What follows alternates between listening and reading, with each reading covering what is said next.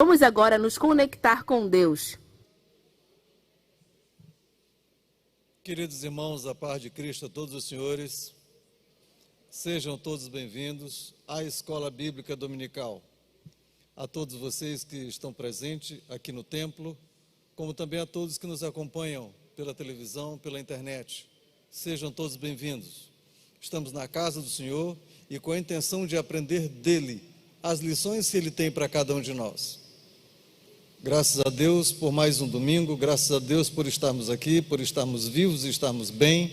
Graças a Deus pelo Natal, nós ainda estamos curtindo este clima natalino entre nós. E nós construímos, esta igreja construiu para este mês e para o próximo mês algumas lições. Dessas lições estão aqui, por exemplo, o caderno, devo mostrar a vocês. Esse caderno está no aplicativo da igreja. Quem ainda não fez, pode fazer, pode abaixar, pode fazer a atualização e está então à disposição dos irmãos 6 preciosas lições. Essas lições, elas têm a intenção de falar um pouco sobre Jesus. Então essas lições são exclusivas sobre Jesus. Lição de número 1 trabalhou o tema O Salvador Prometido. A ideia desta lição foi trabalhar as profecias, as promessas, então, no Antigo Testamento. O que disseram, o que falaram quanto à vinda do Messias. E a número 2, o nascimento de Jesus, a hora que chegou e o menino que nasceu, as profecias que se cumpriram. Então, esta lição de número 2 trabalha exatamente esse assunto. E a de número 3, a vida do Emanuel entre os homens. Aqui, a de número 3, trabalhou, por exemplo, Jesus em Nazaré. Jesus sofrendo as pressões como todo povo normal. Jesus que precisou trabalhar e trabalhar arduamente, vivendo na Palestina, na situação cultural daquela época. Não era fácil. Jesus possivelmente teve dores, teve sofrimento como, talvez, quem sabe, dificuldade de febre, dificuldade sofrido na área financeira, dificuldade na área não só da saúde, mas como também das pressões culturais, sociais e políticas. Então Jesus também teve pressões sociais. Essa lição trabalha esse foco. E hoje nós vamos trabalhar a lição de número 4, que trabalha Jesus e suas doutrinas. Isto é, Jesus nasceu, viveu entre os homens, aculturou-se e agora Jesus é adulto. Jesus cresceu, Jesus teve suas próprias doutrinas, as compreensões da lei, as compreensões corretas de Deus que veio trazer para nós seres humanos. Então, Jesus entre os homens e Jesus e suas doutrinas. O que foi que Jesus falou? O que ele disse? O que ele quis nos ensinar? Quais as suas preciosas doutrinas ou aplicações dos ensinamentos do Antigo Testamento para que nós vivamos? Que de novo ele trouxe para a vida prática? O que nós ganhamos enquanto a isso? Esta lição tem esses focos. Hoje nós vamos começar a entrar nas doutrinas do Cristo, nos ensinamentos do Cristo. Portanto, fique à vontade, se quiser, e se já tiver um caderninho à mão, coloque aí a caneta também, e possivelmente vocês terão algumas informações que sejam anotadas. Mas antes disso, então, nós vamos fazer uma oração pedindo a Deus que prepare o nosso coração e a nossa alma para que nós recebamos as lições. Já chamo aqui à frente o professor que ministrará esta aula, professor Eduardo. Por favor, chegue-se, enquanto nós vamos orar. Querido Deus, louvamos a Ti, agradecemos a Ti, Senhor, por Tua grandeza. Agradecemos, Senhor, pela Tua intervenção na nossa vida, na vida dos homens. Agradecemos a Ti porque Tu escolhestes a cada um de nós para que nós fôssemos Teus amigos, para que nós caminhemos contigo enquanto aqui, Senhor. Nós agradecemos a Ti pela salvação proposta na cruz do Calvário. Agradecemos porque Tu morreste para nos resgatar. Tu pagaste o preço que nós não poderíamos. Senhor Jesus, recebe, portanto, a nossa gratidão e também a nossa alma. Nós doamos a Ti, Senhor, a nossa vida enquanto aqui nós estivermos. Nós pertencemos a Ti. Tu nos compraste pelo alto preço que é o Teu sangue. Então, nós de coração, voluntariamente, também nos doamos a Ti. Faça em nós e faça de nós objeto, Senhor, do Teu amor e do Teu trabalho. Fala com cada um de nós, Tu conheces cada coração.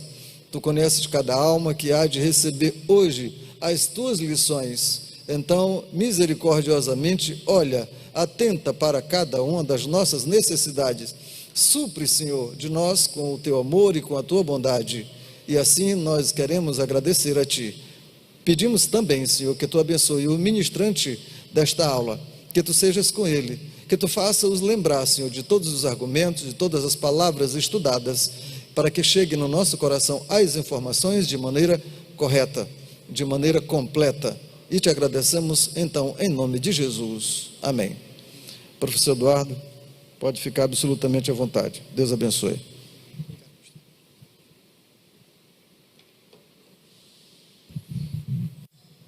Saudar a igreja com a graça e a paz do nosso Senhor Jesus Cristo.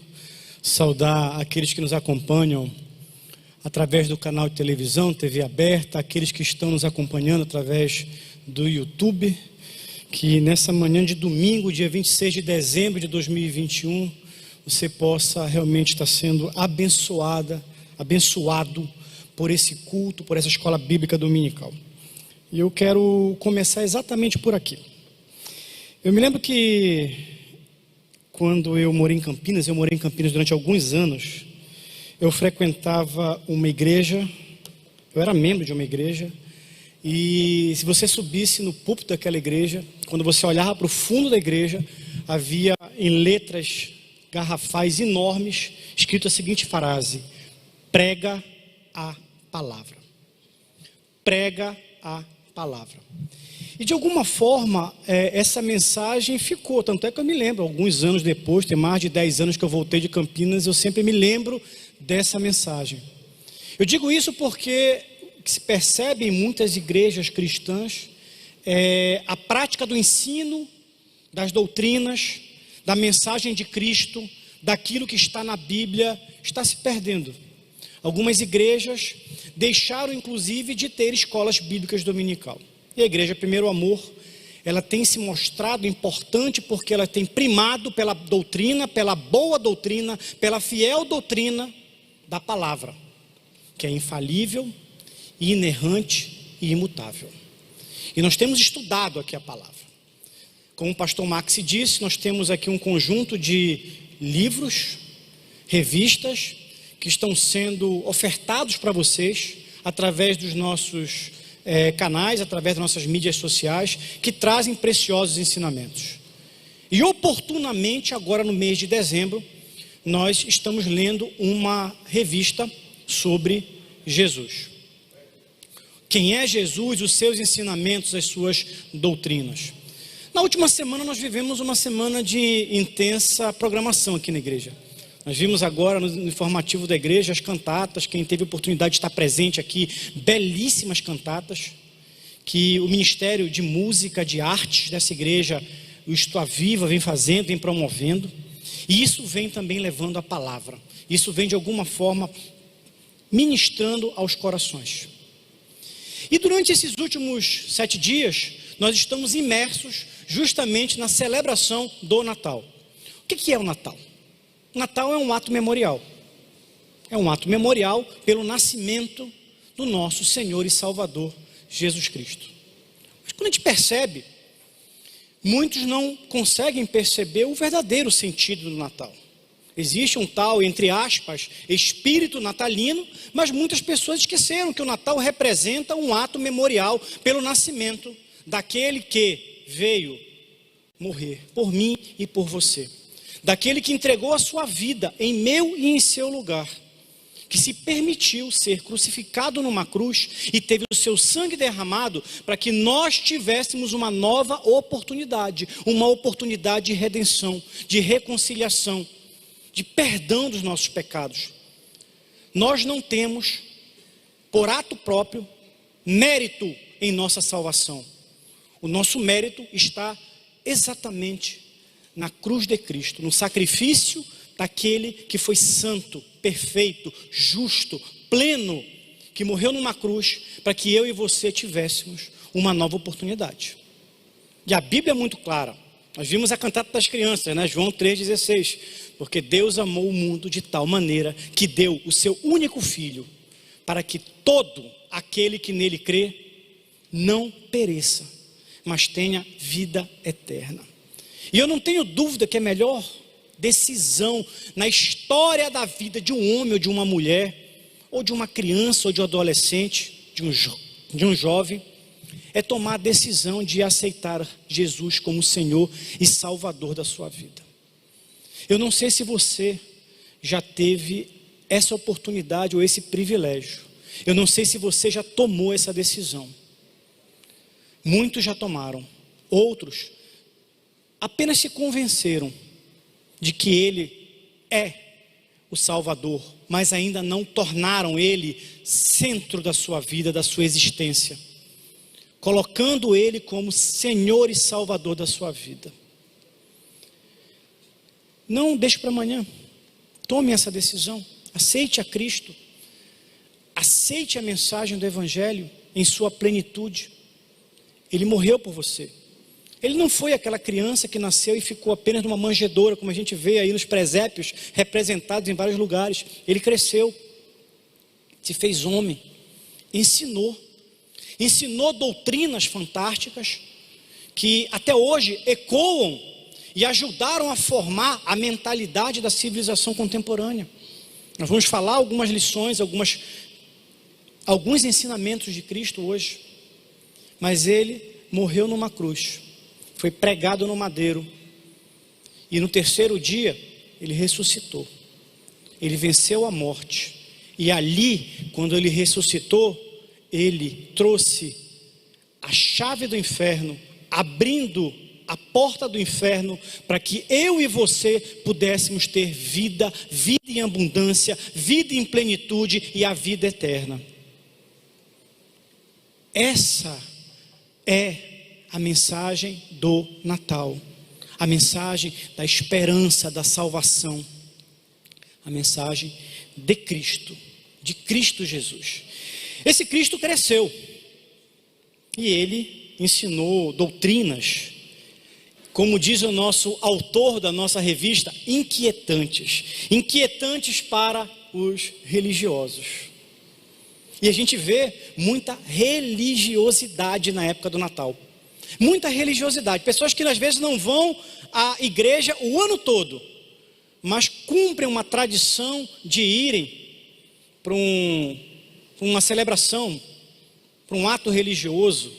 Outros têm o hábito de montar em presépios. Outros têm o hábito, eu conheço algumas pessoas que têm o hábito de, na noite de Natal, colocarem o menino Jesus no presépio. Qual é o sentido disso, dessa religiosidade desprovida de uma verdadeira espiritualidade, de uma relação íntima, profunda, permanente, perene com Cristo, com a sua palavra? E quando Jesus veio e ensinou, Ele admoestou, Ele constrangeu, Ele promoveu mudanças muitas vezes de entendimento naquilo que os doutores da lei, os fariseus, os escribas entendiam e ensinavam. Nós vamos falar um pouco sobre essas doutrinas inquietantes, e eu quero convidar você, e hoje nós vamos, como uma boa mensagem bíblica, uma boa escola bíblica dominical, na ausência do nosso telão, e aqui eu estou ministrando aqui, estou me sentindo ministrando numa via pública, numa praça pública aqui. Vocês estão vendo aqui o nosso painel da nossa cantata de Natal. Nós vamos compulsar, vamos ler aquilo que está na palavra de Deus. Então eu peço para você que abra a sua Bíblia, deixe a sua Bíblia aberta. Nós vamos, Mateus capítulo 5. Você às vezes não traz a Bíblia física, mas você tem um celular, tem um iPhone. Acesse a sua Bíblia, baixe a sua Bíblia se você não baixou, e vamos lá em Mateus capítulo 5. Inicialmente, versículos 17 a 20, lê o que a palavra diz. Dando um tempinho para que você, inclusive você que está na sua casa, pegue a sua Bíblia, abra o seu celular, acesse seu celular, não deixe. Hoje nós vamos ler um pouco a palavra do Senhor, e eu tenho certeza, a palavra nunca volta vazia, ela sempre instrui, ela sempre nos orienta, e ela sempre floresce em nossos corações. Mateus 5, 17 a 20, aí eu peço que você me acompanhe, eu vou ler com muita calma, um pouco devagar, para que você absorva a mensagem. Diz o seguinte: Jesus dizendo, no Sermão do Monte: não pensem que vim abolir a lei ou os profetas. Não vim abolir, mas cumprir. Digo-lhes a verdade: enquanto existirem céus e terra, de forma alguma desaparecerá da lei a menor letra ou menor traço, até que tudo se cumpra.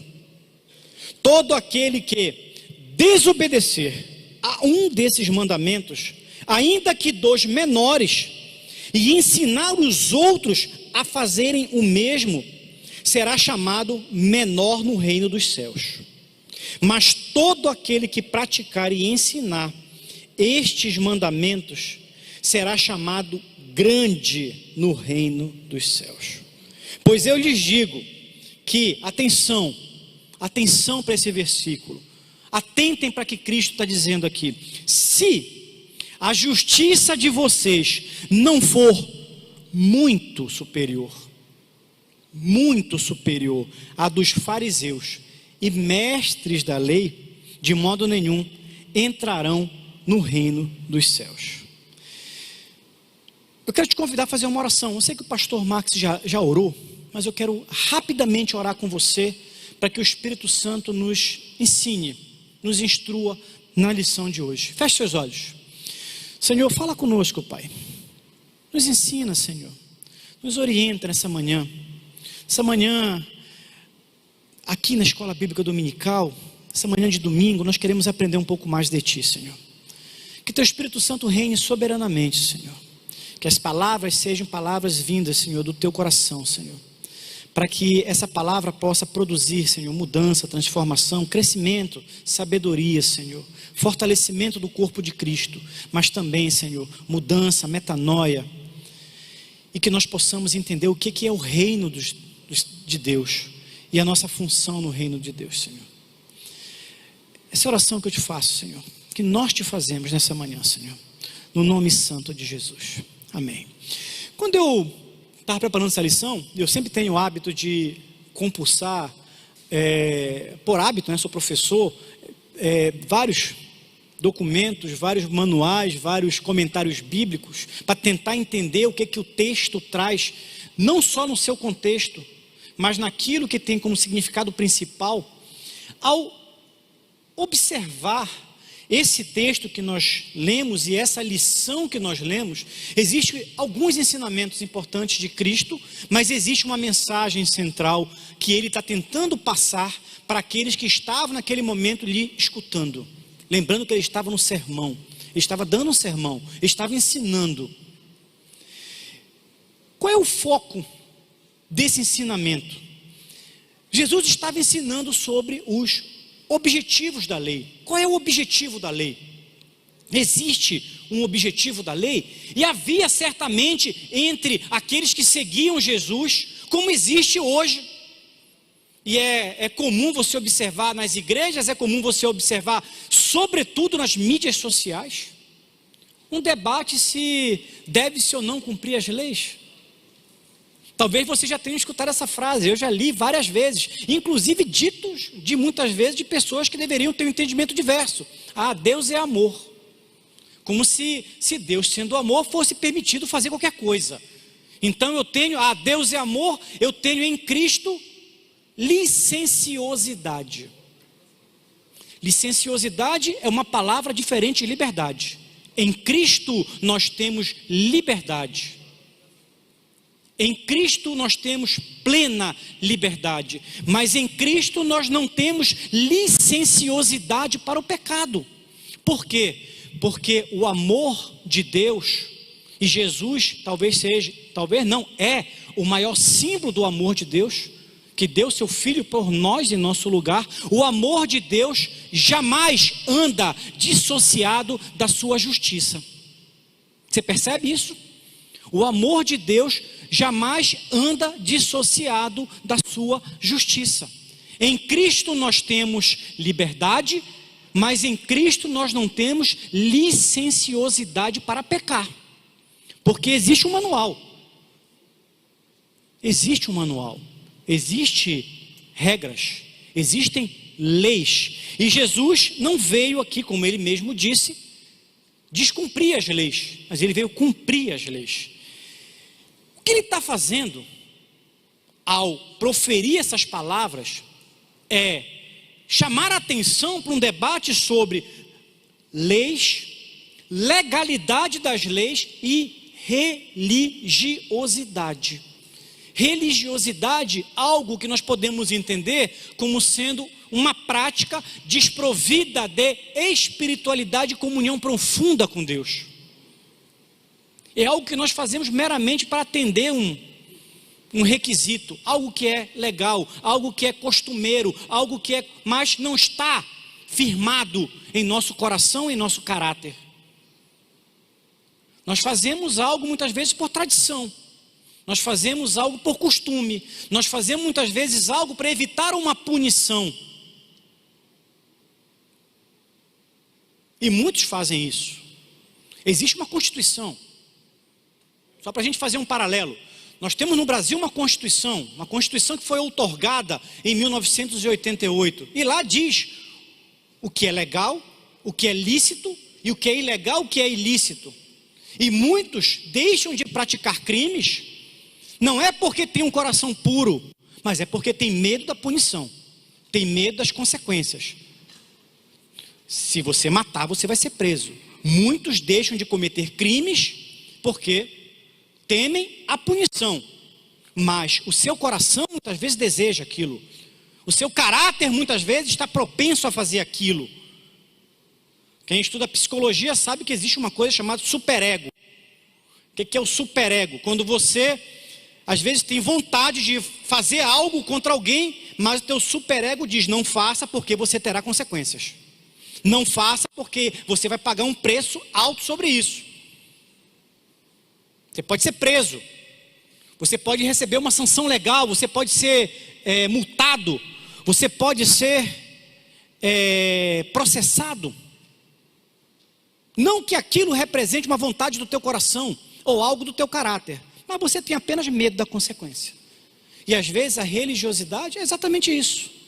Você não faz aquilo como algo inerente, algo que você quer, algo que brota naturalmente, mas você faz porque você não quer sofrer uma sanção, nem que seja uma sanção moral. Eu vou na igreja na época do Natal porque todo mundo vai, porque se eu não for na igreja vão dizer que eu não sou crente, ou me desviei, ou etc. Eu vou lá para dizer que eu sou crente, mas eu não sei, sento no culto, assisto o culto, mas a palavra não entra no meu coração, eu não adoro, eu não louvo, eu não estou prestando culto, eu estou assistindo o culto. E existe uma grande diferença entre prestar culto e assistir culto. Muitos assistem cultos, outros prestam cultos. Nós devemos prestar culto ao Senhor, está em espírito e em verdade, em espírito de adoração, de louvor ao seu nome. Vocês percebem a diferença? Essa diferença, ela não é menor. Tanto é que em Apocalipse diz que muitos que muitas vezes pregavam, profetizavam, expulsavam demônios, o Senhor diz: eu não te conheço. Você vivia uma mera religiosidade. Que tipo de relação com Deus nós estamos tendo? Jesus chama atenção para isso. Qual é a tua relação com aquele que te criou, que te formou?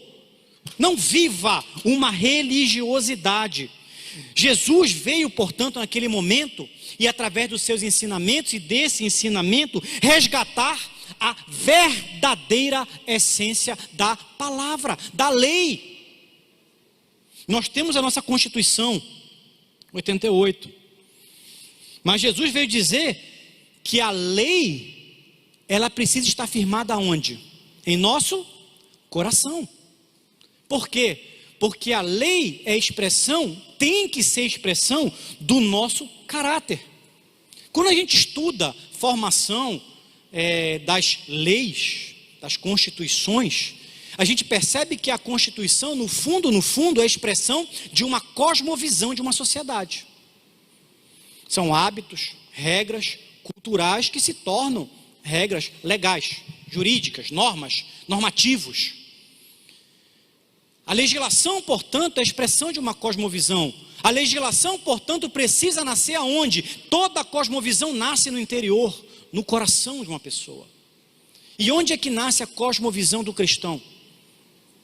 A cosmovisão do cristão nasce aqui, na Bíblia.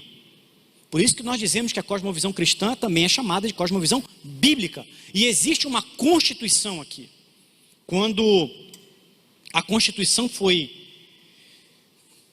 ofertada ao povo de Israel, vocês devem lembrar disso, logo no início da Bíblia, no Pentateuco, Moisés, quando lidera a nação de Israel rumo à terra prometida, ali em Êxodo, ele coloca um conjunto de normativos com o objetivo de quê? De regulamentar a ordem social. Deus criou tudo com ordem. Tudo tem ordem, tudo tem uma organização e um sentido. A sociedade tem uma ordem, a sociedade tem um sentido.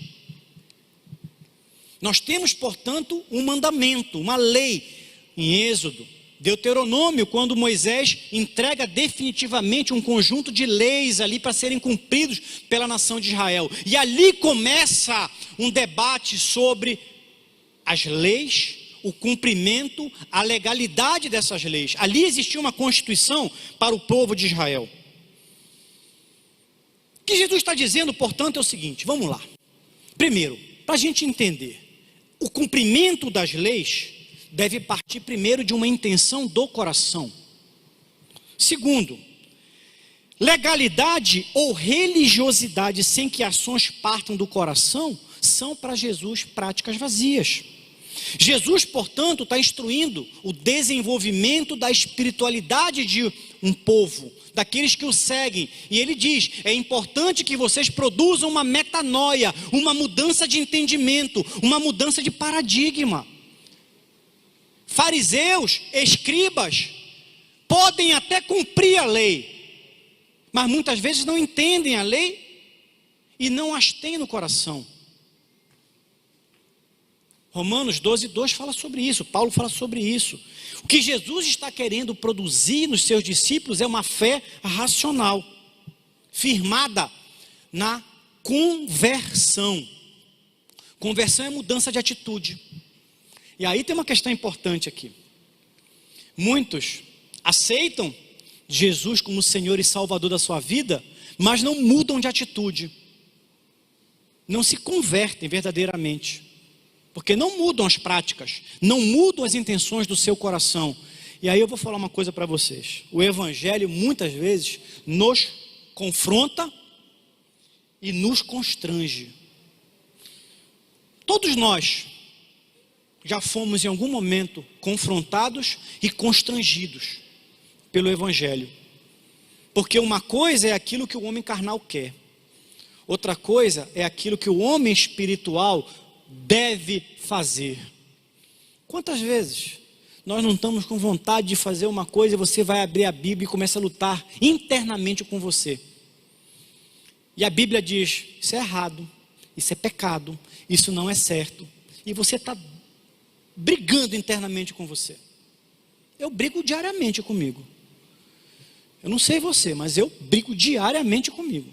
É uma briga diária. Às vezes o homem carnal quer fazer uma coisa e eu começo a entrar numa briga. Não, isso é pecado, eu não posso fazer isso. Às vezes dá vontade de você pagar o mal com o mal. É o olho por olho, dente por dente. E a Bíblia nos ensina algo diferente. A gente vai falar um pouco sobre isso. Nós precisamos, portanto, ter uma nova perspectiva existencial. E a Bíblia, ela fala de duas relações importantes. E esse é o foco da lição. Uma relação horizontal, homem com homem, e uma relação vertical, homem com Deus. Na relação horizontal, na revista que vocês têm aí, relação homem com homem, existem 3 lições que o nosso autor separou para nós. Primeira lição: a violência vem do interior humano, Mateus 5, 21 a 26. A segunda lição, o adultério do coração, Mateus 5, 27 e 28. E o terceiro, o caráter sagrado do casamento, Mateus 31, 32. Eu quero te convidar a ler mais uma vez. Deixe aberto em Mateus, nós vamos ler Mateus capítulo 5 algumas vezes hoje. Capítulo 5, versículo 21 a 26. Diz o seguinte: vocês ouviram que foi dito aos seus antepassados: não matarás. Essa palavra não matarás vem do grego rossá, que é justamente você praticar um ato de violência fora de um tempo de guerra. Não matarás a quem, e quem matar estará sujeito a julgamento.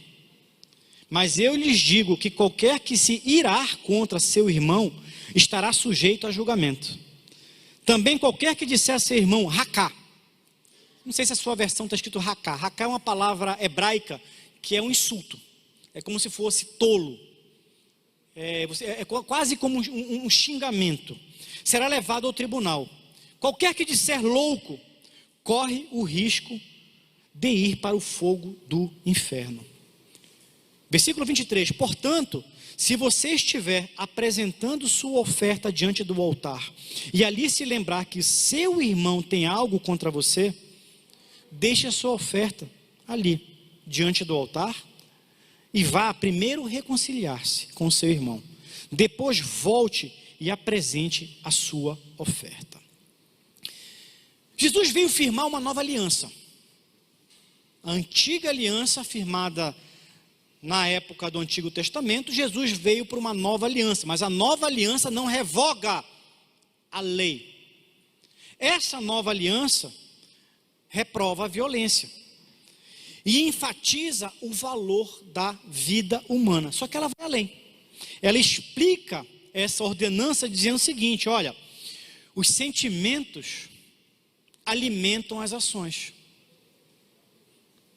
Você pode até não matar alguém, mas se você desejar matar alguém, ali no teu coração já existe uma semente do pecado, porque a intenção se traduz muitas vezes em uma ação. Ali, portanto, no coração está o caráter do homem. Jesus não está olhando para a aparência, Jesus está olhando para a essência. Jesus muitas vezes não está julgando se você fez ou não fez alguma coisa. Jesus está dizendo: é importante olhar a tua intenção. O mal, portanto, nasce primeiro no coração. E ai daquele que não combate a semente do mal. Ai daquele que não combate a semente do mal. Se você tem uma semente do mal no teu coração, meu irmão, combata, porque essa semente cresce, essa semente produz frutos, essa semente germina, e o mal você pratica. É preciso, portanto, mudar o interior, é preciso mudar, portanto, o caráter. Jesus está dizendo, portanto, que nós precisamos acabar com as atitudes legalistas ou religiosas, que são expressão de uma falsa santidade. São os santarrões. Depois ele vai usar uma palavra muito forte sobre isso, eu não quero me antecipar aqui. Ele, portanto, está dizendo o seguinte: olha, eu não aceito sacrifícios simbólicos. Se você está numa igreja e você tem, e ele está falando para uma comunidade de fé, como a nossa.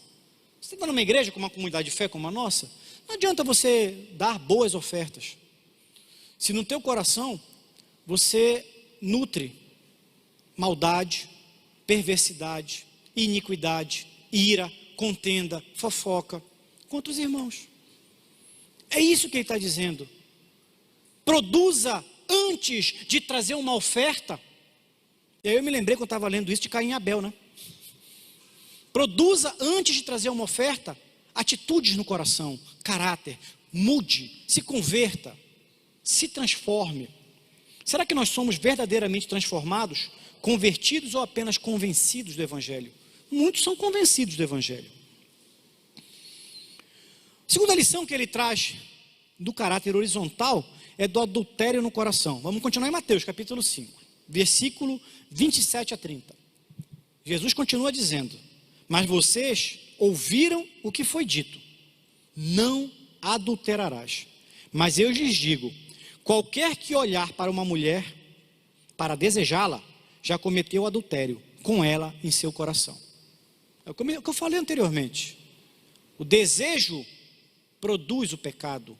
Não é o que você faz, é aquilo que você deseja que produz o pecado. O pecado é uma mera consequência do seu desejo. Se o seu olho direito o fizer pecar, arranque e o lance fora.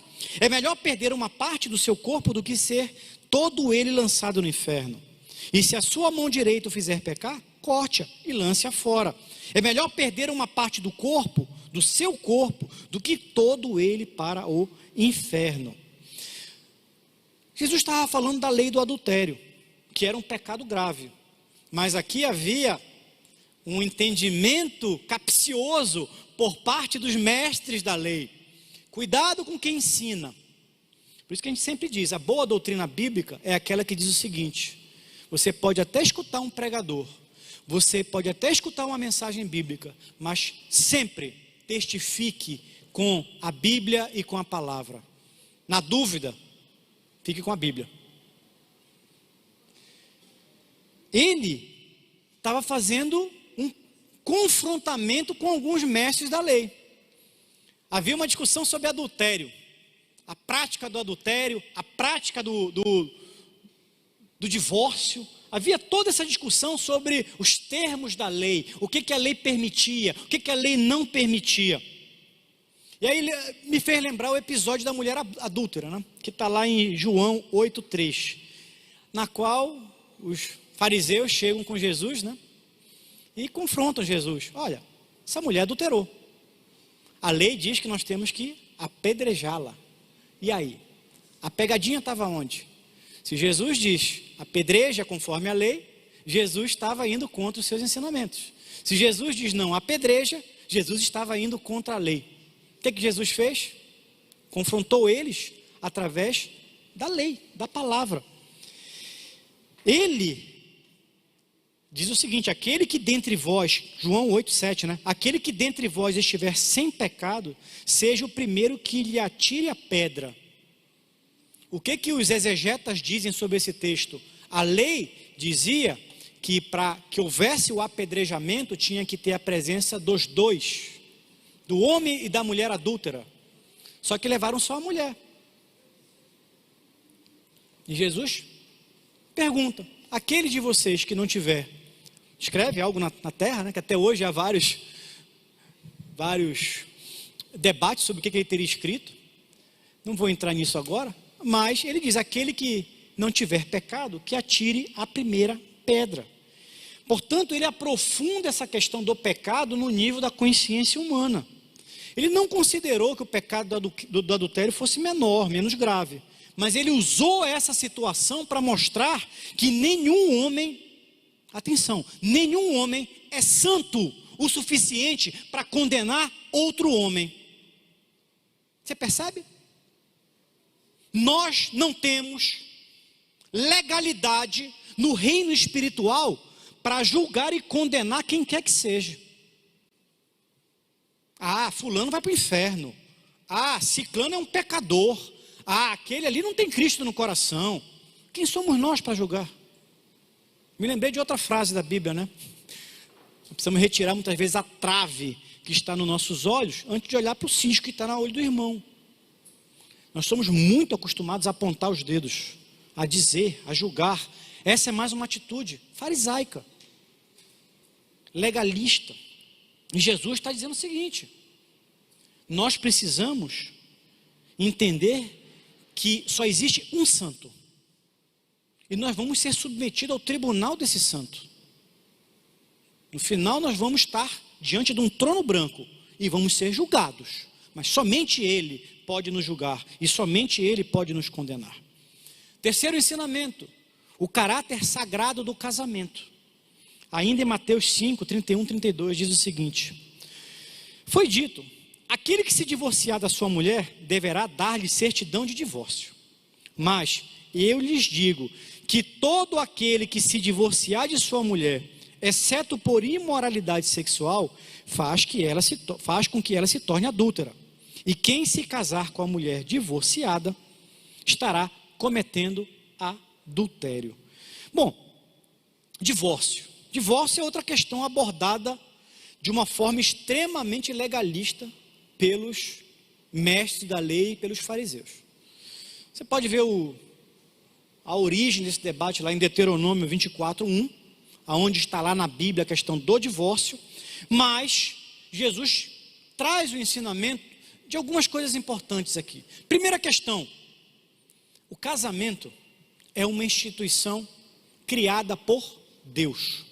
A família é uma instituição criada por Deus. E a família está na base da sociedade. Você quer destruir uma sociedade? Você quer destruir uma ordem social? Você quer subverter uma ordem social? Destrua a família. Não é à toa que as famílias estão sendo atacadas hoje. Não pensem que isso é casualidade. Existe uma intenção de, ao destruir as famílias, subverter, inverter a ordem social que foi criada por Deus. E Jesus está dizendo, a família é uma instituição divina. Gênesis 2:24 fala sobre isso. O divórcio, portanto, segundo Jesus, só consta na lei por causa do quê? Por causa da dureza do coração humano. Por causa do pecado e por causa da dureza do coração humano. E só é aceito em um único caso. No caso de adultério. Vocês depois podem ler Deuteronômio 24:1. Bom, quando Jesus fala sobre isso, ele estava questionando uma prática naquele momento, que era inclusive defendida pelos fariseus e escribas, de que o homem podia dar uma carta de divórcio para a mulher. O homem se casava, e em determinado momento ele enjoava da mulher, e ele dizia o seguinte: olha, eu vou dar uma carta de divórcio para minha mulher, e a partir de agora eu estou livre, portanto, de qualquer tipo de compromisso com essa mulher. E Jesus diz, você só pode se divorciar pela lei em uma única situação, em caso de relações sexuais ilícitas, adultério. Fora disso, você não tem o direito de dar carta de divórcio para ninguém, porque aquele compromisso que você assumiu diante de Deus, ele é eterno. O casamento é uma instituição, portanto, divina.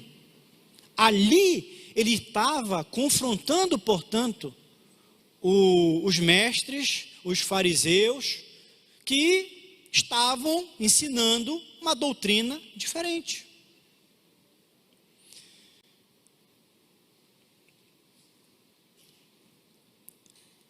Vamos mudar um pouquinho o nosso rumo.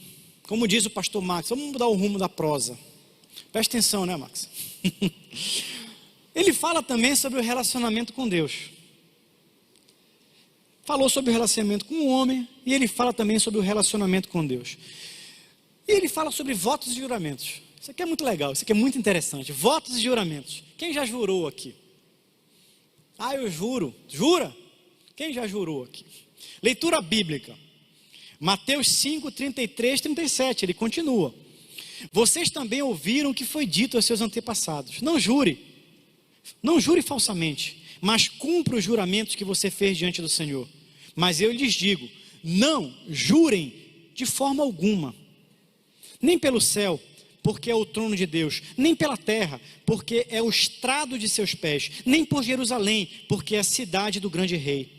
E não jure pela sua cabeça, pois você não pode tornar branco ou preto nenhum fio de cabelo. Seja, versículo 37, a palavra do cristão, seja o seu sim, sim e o seu não, não. O que passar disso vem do maligno. Por quê? Porque isso é expressão do caráter. Se um homem precisa jurar por algo, é porque ele está colocando em prova a sua palavra e o seu caráter. Quem já não se defrontou com uma situação? Eu já quebrei a cara muitas vezes por ter empenhado uma palavra.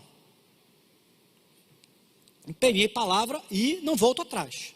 E deixei muitas vezes de me favorecer por situações, deixei muitas vezes de ganhar algumas coisas, por ter empenhado a minha palavra e manter a minha palavra. Mas eu conheço muita gente, e já fui muito prejudicado também, por pessoas que empenharam a palavra comigo, mas mudaram a palavra, por conveniência. Qual é a atitude do cristão? Palavra, portanto, é a expressão do caráter. Os escribas e os fariseus, naquele momento, praticavam atos de juramento. Só que eles tinham as pegadinhas, né, pastor Max? As pegadinhas, porque se eu jurasse pelo altar, isso não tinha legalidade, eu tinha que jurar pelo ouro do altar, porque era santo. Vocês percebem? Então o fariseu chegava, eu juro pelo altar do templo, e depois ele não cumpria.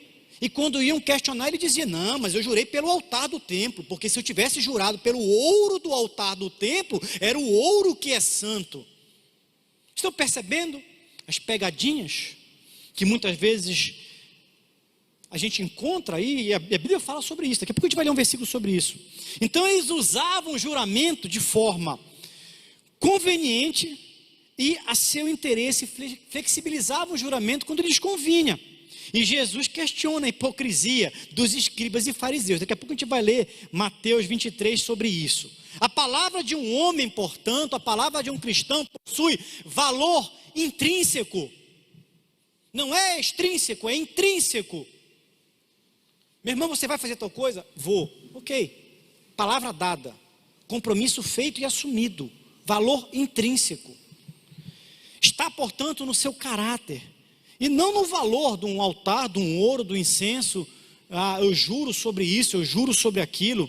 O cristão, portanto, o ensinamento que Jesus nos dá é que o cristão precisa ter postura coerente. Palavra convincente. E a palavra só é convincente quando essa palavra ela tem uma relação direta com integridade e honestidade. Quem não conhece pessoas que não cumprem palavras? Eu não entro mais em tratos, acordos com pessoas que descumpriram palavras comigo no passado, porque eu sei que essa pessoa não cumpre aquilo que fala. A palavra do cristão tem que ser, portanto, se ensina ou não. O que passar disso vem do maligno. E eu falei que nós íamos ler um versículo sobre isso, né? Mateus 23. Será que você consegue abrir rapidamente a sua Bíblia em Mateus 23? Versículo 1 a 28. É uma passagem um pouco extensa, mas eu tenho certeza que vale a pena ler. Diz o seguinte, me acompanhe. Então falou Jesus à multidão e aos seus discípulos. Jesus estava mais uma vez ensinando, falando à multidão e aos discípulos, dizendo: na cadeira de Moisés estão assentados os escribas e fariseus. O que ele está dizendo? Na cadeira de Moisés estão assentados os escribas e fariseus. Quem é que trouxe a lei para os hebreus? A lei, ela é inspirada pelo Espírito Santo, mas ela foi anunciada através de um homem chamado Moisés. Os 10 mandamentos, depois em Deuteronômio você tem ali a segunda lei, né? Um conjunto de normativos ali. Então quando ele diz, os escribas e fariseus estão sentados na cadeira de Moisés, significa que eles estão proclamando a lei. E aí continua, versículo 3, todas as coisas, pois, que vos disserem que observeis, observai-as e fazei-as. Ele não está dizendo para não cumprir. Se eles disserem para vocês fazerem, façam. Façam. Aí vem o mas, né? Mas não procedais em conformidade com as suas obras, porque dizem e não fazem. Você conhece alguém que diz e não faz? Pois atam, olha só, fardos pesados e difíceis de suportar, e os põem aos ombros dos homens. Eles, porém, nem com seu dedo querem movê-los. E fazem todas as obras a fim de serem vistos pelos homens. Olha só, o cumprimento da lei, das obras, não era algo intrínseco na natureza desses homens. Eles faziam porque eles queriam ser vistos, eles queriam ser exaltados, eles queriam ser admirados, honrados, pois trazem largos filactérios. Filactérios era uma caixa onde os hebreus transportavam os pergaminhos. Então eram caixas pesadas, grandes. E alargam as franjas das suas vestes, tentam demonstrar uma falsa santidade.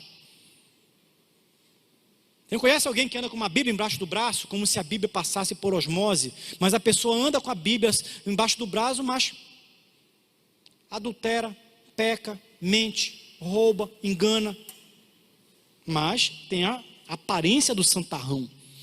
Versículo 6, olha só: e amam os primeiros lugares nas ceias e as primeiras cadeiras nas sinagogas. Eles querem estar sempre em lugar de destaque, eles querem estar sempre em lugar de prestígio, e as saudações das praças, e ao serem chamados pelos homens, Rabi, Rabi, eles tinham orgulho de andar nas ruas e serem chamados Rabi, Rabi. Quantos não têm orgulho do seu título? Eu sou pastor. Eu sou bispo, eu sou apóstolo.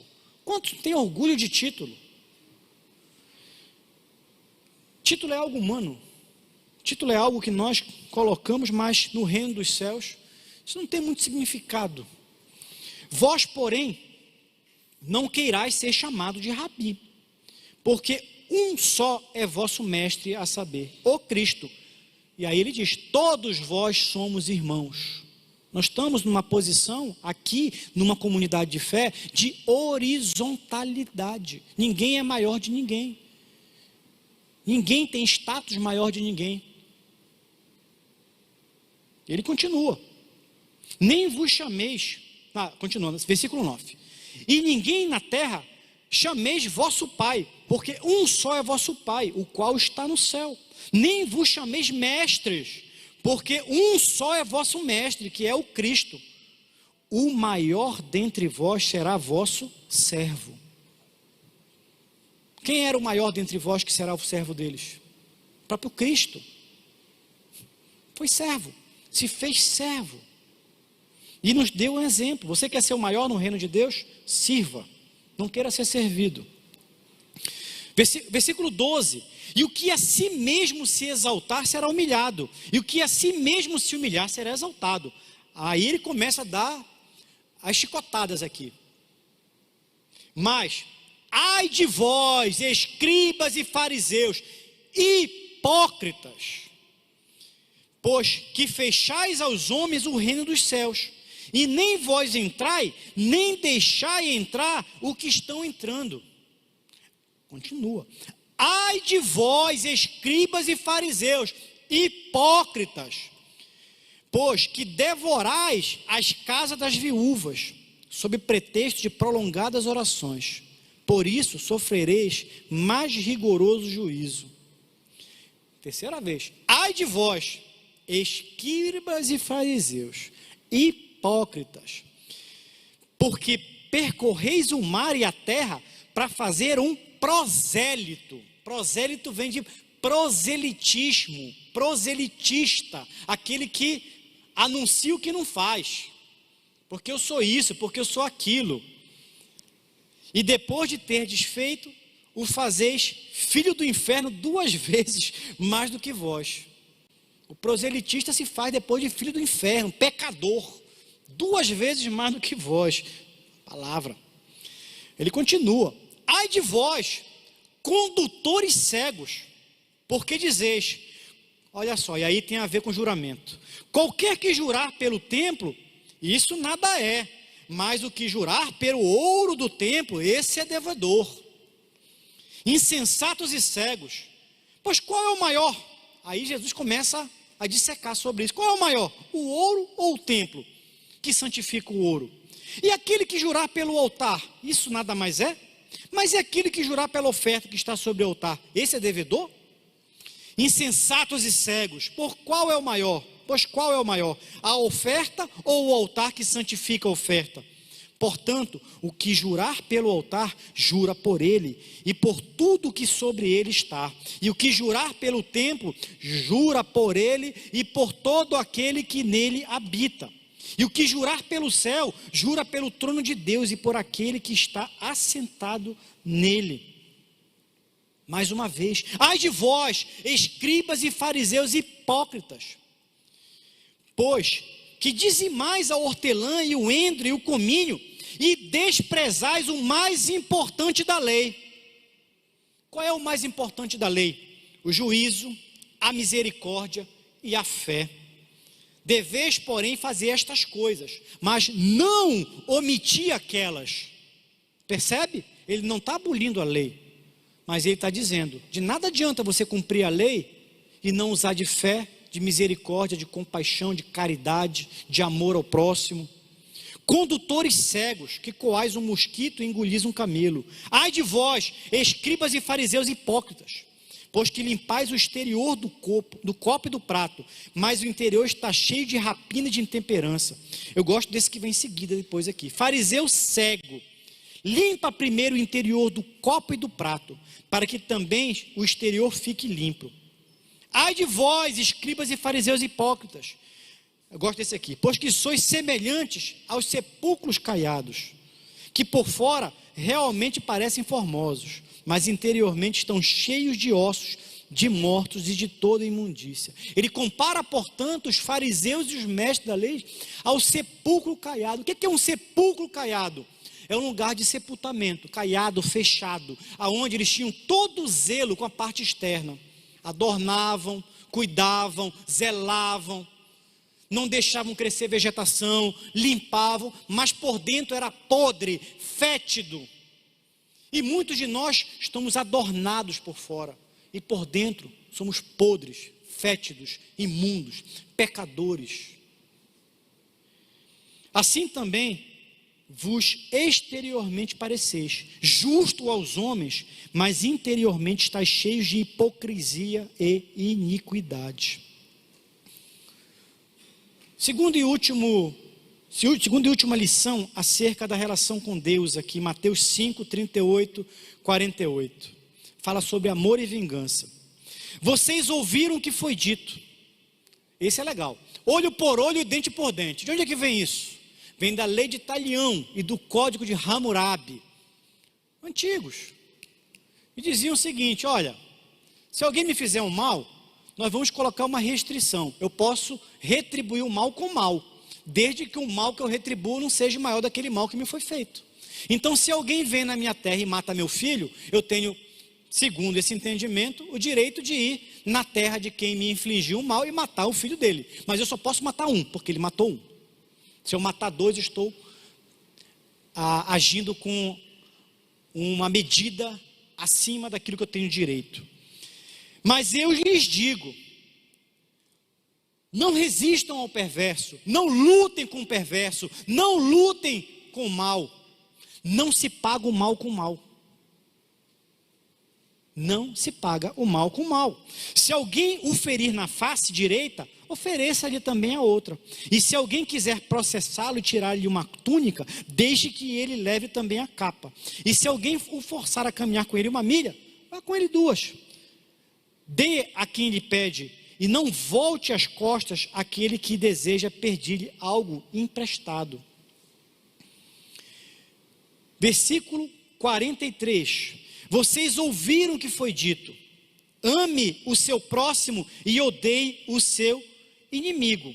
Mas eu lhes digo, ame os seus inimigos e orem por aqueles que os perseguem. Aqui tem uma questão interessante, porque havia entre os fariseus toda uma discussão sobre o próximo. O próximo para o fariseu era outro fariseu. Se não fosse fariseu, não era próximo para o fariseu. Portanto, ele tinha que fazer o bem apenas para o seu ciclo de amizade, de relacionamento religioso. O outro hebreu não era próximo para ele. Mas os outros hebreus discordavam. Não, o nosso próximo é alguém que é próximo. Alguém que é da nossa linhagem, que é hebreu de nascimento. Samaritano? Não, esse não é nosso próximo. Esse não é próximo. Próximo, nós temos que fazer o bem. Se eu passar por uma rua e encontrar alguém, um samaritano passando mal, doente, eu posso ignorá-lo porque ele não é meu próximo. Vocês lembram da parábola do bom samaritano? Que ensinou que o próximo, na verdade, é toda e qualquer pessoa? E ele está questionando, Jesus está justamente provocando os fariseus. Mas eu lhes digo, ame os seus inimigos e orem por aqueles que os perseguem. Ai, como é difícil isso, né? É fácil isso? É fácil amar quem nos faz o mal? Vocês entendem quando eu disse no início que todo dia eu brigo comigo às vezes? A vontade que dá às vezes é pagar o mal com o mal. A vontade que dá às vezes é retaliar. Aí você vai orar, vai ler a Bíblia e a Bíblia te confronta. Ame os seus inimigos e orem por aqueles que os perseguem, para que vocês venham a ser filhos do seu Pai que estás nos céus. Porque Ele faz raiar o seu sol sobre maus e bons e derrama chuva sobre justos e injustos. Interessante aqui. Se vocês amarem aqueles que os amam, que recompensa receberão? Até os publicanos fazem isso. E se vocês saudarem apenas os seus irmãos, o que estarão dizendo demais? O que estão fazendo demais? Até os pagãos fazem isso. Eu vou fazer o bem. Vou fazer alguém para quem é do meu grupo familiar, da minha célula, do meu círculo de oração. Vou fazer o bem para quem é da minha igreja. Esse é seu próximo? É seu próximo. Mas será que é só esse o seu próximo? Alguém muitas vezes que mora perto de você. Alguém muitas vezes que trabalha com você, alguém muitas vezes que você conhece, alguém que você não conhece, aquele também é o seu próximo. Portanto, sejam perfeitos como perfeito é o Pai Celestial de vocês. Ser perfeito significa o quê? Ser santo. Santo. O dever de todo cristão, portanto, é buscar santidade. Por mais que eu seja pecador, eu busco todo dia santidade. Eu peco todo dia, peco todo dia. Eu erro todo dia, erro todo dia. Talvez eu seja mais pecador do que a maioria de vocês aqui. Mas eu reconheço. E busco todo dia melhorar, me aperfeiçoar, busco a santidade. Sobre amor e vingança, eu quero que vocês me permitam ler um trecho de um comentário bíblico que eu tenho lá em casa. Não sei se o pastor Max conhece. Comentário bíblico Brodman. É um antigo comentário bíblico. Acho que eu tenho uns 30 anos de comentário bíblico. Está amarelado, mas eu gosto muito desse comentário. Fui ler sobre isso e ele fala algo interessante que eu vou ler para vocês. É uma frase pequena, rápida. Diz o seguinte, o autor do comentário bíblico: alguém pode protestar que muitas pessoas não merecem tratamento tão generoso. Como é que eu vou fazer bem para uma pessoa ruim de coração, que só me faz o mal? Aquela pessoa me persegue, aquela pessoa faz mal, eu vou fazer o bem para essa pessoa? Ele continua. Mas o mérito, olha que interessante, não é base para a decisão. Percebe? Mérito não é base para a decisão. Nós não devemos fazer o bem por merecimento. Que paulada, né? Às vezes a gente faz o bem para quem merece. Ele mereceu. É a história do presente de Natal, né? O menino que se comportou, mereceu o presente de Natal durante o ano. Jesus está dizendo, não, nem sempre você tem que fazer o bem para quem merece. Não é questão de mérito. E o comentador está dizendo aqui, se alguém não merecer ser ajudado, nem nós merecemos estar em uma posição de ajudar. A pergunta cristã nunca é, o outro merece a minha ajuda? Mas, como posso ajudar? Percebe a diferença? Nós não devemos perguntar se o outro merece. A pergunta é como eu posso ajudar? O amor algumas vezes precisa se negar, mas a reação cristã deve ser controlada pelas necessidades dos outros, não pelos seus méritos ou pelos nossos direitos. Embora uma consciência iluminada precise decidir como servir aos outros, o amor já decidiu que nós precisamos servir. Ser cristão, portanto, é servir.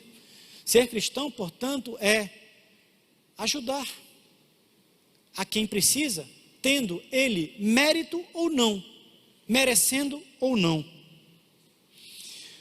Está dizendo, portanto, aqui sobre isso. Jesus proclama a lei do perdão. Jesus nos ensinou, porque muitas vezes o fariseu falava do que não devia fazer, né? Do que não fazia. Jesus perdoou os seus algozes. Lembram disso? Pai, perdoa-lhes, porque eles não sabem o que fazem. Jesus não só ensinou, como deu exemplo. A vingança pertence ao Senhor. Isso é algo que eu aprendi. E aqui eu digo publicamente para vocês, vocês não sabem o quão libertador isso foi na minha vida. Porque às vezes a gente fica guardando raiva, mágoa, ódio, rancor de alguém, e aquilo aquela semente do mal vai crescendo. E você começa a se tornar uma pessoa amarga, rançosa, amargurada. Até que um dia eu entendi, a vingança não é nossa. E vocês não sabem o quão libertador isso foi na minha vida. Eu me libertei muitas vezes de algumas amarguras que eu tinha, porque eu entreguei no altar do Senhor. A justiça é tua, Pai. Faz a justiça. E eu deixei de nutrir aquele mau sentimento que eu tinha. Estou confessando publicamente algo que eu vivi. Romanos 19, versículo 17 a 21 diz o seguinte, eu vou ler rapidamente, você acompanhe e escute. O apóstolo Paulo está falando exatamente sobre isso. A ninguém tomeis mal por mal. Como eu disse, né? Não se paga o mal com o mal. Procurai as coisas honestas perante todos os homens. Se for possível, quando estiver em vós, tende paz com todos os homens. Não vos vinguei a vós mesmos, amados, mas dai lugar à ira, tire a ira daí, tire a ira do seu coração, porque está escrito, minha é a vingança, eu recompensarei, diz o Senhor. A vingança é dele. Você está com raiva de alguém? Faça uma oração, deposite no altar do Senhor. Senhor, tal pessoa fez isso comigo. E eu aprendi uma coisa também na minha vida espiritual, sinceridade é tudo. Seja sincero com Deus. Senhor, eu estou com raiva, eu quero bater naquele cara, eu quero xingar aquele cara, mas eu sei que isso não é o comportamento que provém de ti. Me liberta desse sentimento, tira esse sentimento do meu coração e eu entrego no teu altar. A vingança é tua, Senhor. A vingança é tua. E entendam uma coisa, eu já ministrei uma vez sobre isso aqui na igreja. Existem leis espirituais. E isso é tão real como o ar que a gente respira. Aquilo que o homem planta, ele colhe. Aquele que cultiva o mal, cedo ou tarde, vai ser atribulado por isso. Mas não seja você atribulado por aquilo que, essa semente do mal que está em seu coração. Portanto, se o teu inimigo tiver fome, dá-lhe de comer. Se tiver sede, dá-lhe de beber. Porque fazendo isso, amontoarás brasas de fogo sobre a sua cabeça. Não te deixe vencer do mal, mas vence o mal com o bem. Conclusão. Quando Jesus começa a ensinar, aquele bebê que nasceu no Natal, né? Cresce, se torna homem, se torna rabi, se torna mestre, começa a ensinar, ele diz o seguinte, olha, eu não vim revogar a lei está aí para ser cumprida, a lei está aí porque existe uma ordem social, a sociedade, portanto, é uma criação de Deus, as leis estão aí para normatizar os nossos comportamentos, as nossas relações, só que nós precisamos ir além, nós não podemos cumprir isso com uma mera legalidade, uma mera formalidade, uma mera religiosidade, um mero legalismo, nós precisamos cumprir, porque essa lei é expressão do nosso coração, é expressão do nosso caráter, portanto, antes de praticar qualquer coisa, nós precisamos moldar, transformar o nosso caráter e o nosso coração, isso é conversão. Quando nós aceitamos a Jesus como Senhor e Salvador da nossa vida, nós estamos ao mesmo tempo nos submetendo a uma mudança de temperamento, mudança de caráter, mudança de pensamento, mudança de atitude, conversão. Essa é a diferença do convencido para o convertido. O convencido até acredita, mas não se deixa mudar, não se deixa transformar, não se deixa impactar. E aí eu digo uma coisa para vocês, o Evangelho nos confronta. Eu tenho certeza que você está sendo confrontado aqui, porque eu sou diariamente confrontado por esse Evangelho. E todo dia eu faço uma decisão. entre o homem carnal, o velho homem, e o homem espiritual, o homem nascido de novo, o homem que aceitou a Jesus como Senhor e Salvador da sua vida. A legalidade ou a religiosidade, sem que as ações partam verdadeiramente do coração, são meras práticas vazias. Jesus está, portanto, como eu disse, instruindo o seu povo no desenvolvimento da sua espiritualidade, da sua mentalidade, produzindo metanoia. É curioso porque muitas vezes dizem que o cristão ele exerce uma fé irracional. Quem diz isso não entende o que é o evangelho, não compreende o evangelho. A fé no evangelho é a mais racional que existe, porque está firmada no entendimento de uma palavra, de uma mensagem. Se você não entender o que está escrito aqui, de nada vale você praticar as coisas. Se você não mudar o seu coração, de nada vale você praticar atos religiosos. Nós precisamos, portanto, diariamente superar o nosso homem carnal. Eu quero te convidar nesse momento a ficar de pé. Você que está na sua casa, eu quero te convidar também, em um ato de reverência, a ficar de pé. Como eu disse no início, prega a palavra.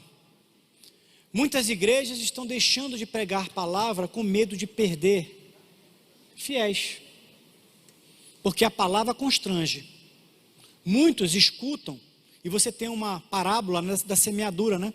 A semente muitas vezes cai no terreno espinhoso. A pessoa escuta, mas aquilo jamais vai brotar, porque o seu coração não está preparado para receber aquela palavra. Mas a palavra que cai no terreno fértil, essa palavra frutifica. Como é que está o terreno do teu coração?